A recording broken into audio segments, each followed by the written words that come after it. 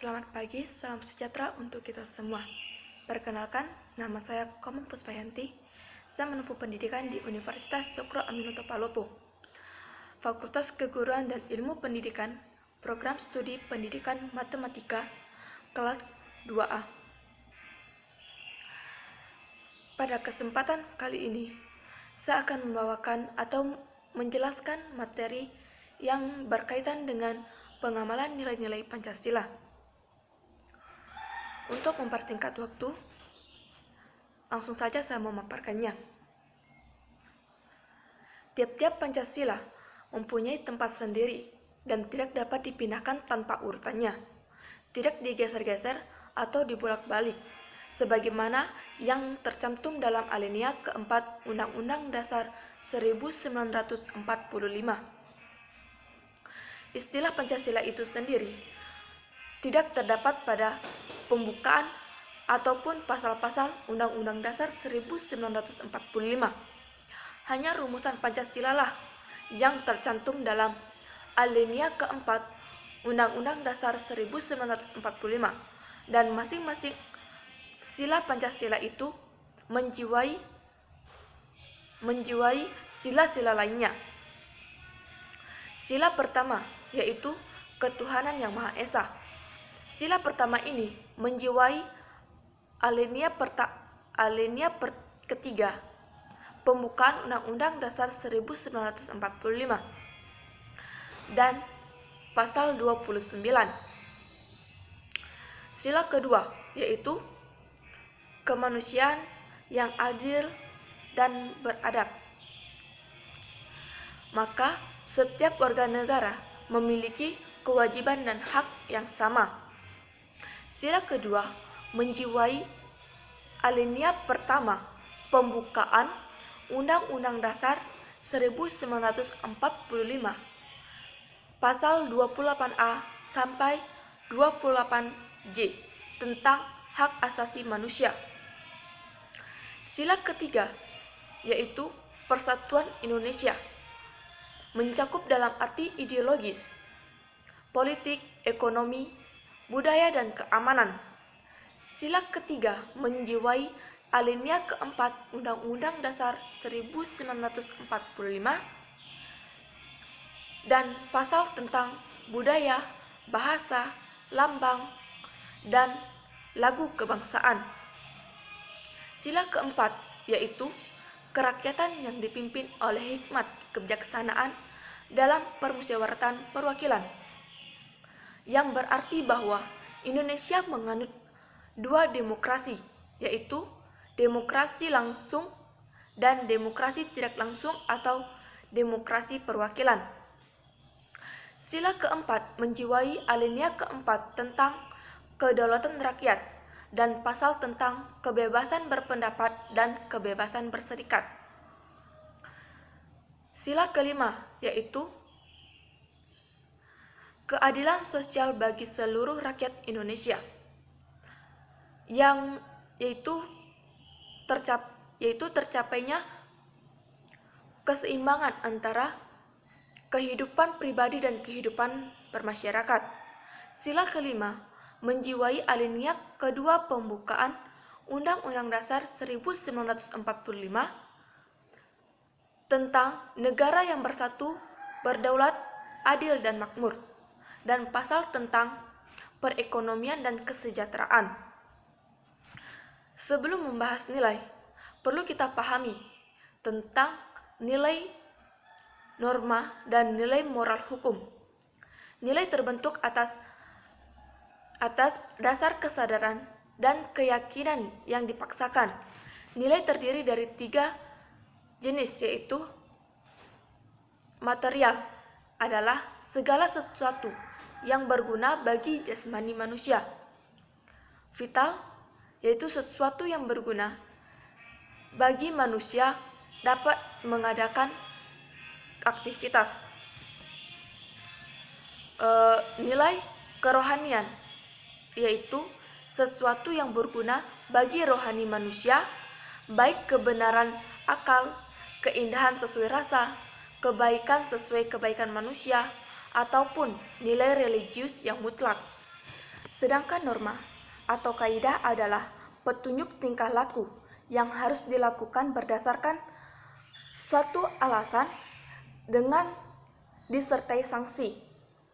Dari hubungan nilai timbullah ancaman-ancaman, norma dan sanksi seperti norma agama dengan sanksi dari Tuhan, norma kesusilaan dengan sanksi rasa malu dan menyesal terhadap dirinya sendiri, norma sopan santun dengan sanksi sosial masyarakat, norma hukum, dan sanksi pemerintahan atau alat-alat negara. Moral adalah ajaran baik buruk, perbuatan atau tingkah laku manusia yang berdasarkan kodratnya. Pancasila tergolong dalam material dan nilai vital, sebagaimana dibuktikan dengan susunan sila-sila Pancasila dengan sistematis yang dimulai dari sila pertama sebagai bangsa Indonesia. Kita wajib menghayati 5 nilai-nilai pada sila pertama. Kedua, nilai kemanusiaan pada sila sebagaimana dibuktikan dengan susunan sila-sila Pancasila dengan sistematis yang dimulai dari sila pertama. Sebagai bangsa Indonesia, kita wajib menghayati 5 nilai Pancasila. Sila pertama yaitu 1. Nilai religius pada sila pertama. Kedua, nilai kemanusiaan pada sila ketiga. Nilai persatuan pada sila ketiga. 4. Nilai kerakyatan pada sila keempat. Dan 5. Nilai kesejahteraan pada sila kelima. Sebagai bangsa Indonesia, kita wajib mengamalkan nilai-nilai Pancasila. Pendekatan untuk pengamalan nilai-nilai Pancasila melalui 3 aspek, yaitu pendekatan historis atau sejarah untuk mengetahui proses tumbuhnya atau melembaganya nilai-nilai Pancasila dalam kehidupan. Yang kedua yaitu pendekatan yuridis. Pendekatan yuridis atau konstitusional untuk mengetahui segi-segi hukum ketatanegaraan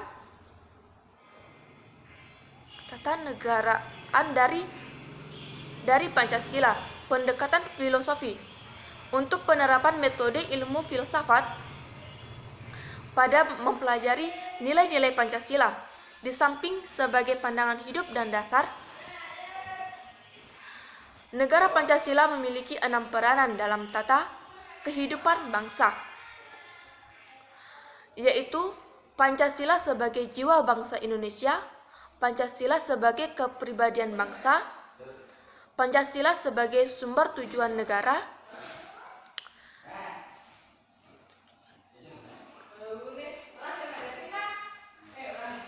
Pancasila sebagai kepribadian bangsa, Pancasila sebagai sumber dari segala hukum, Pancasila sebagai cita-cita tujuan bangsa, Pancasila sebagai filsafat, Pancasila sebagai perjanjian luhur.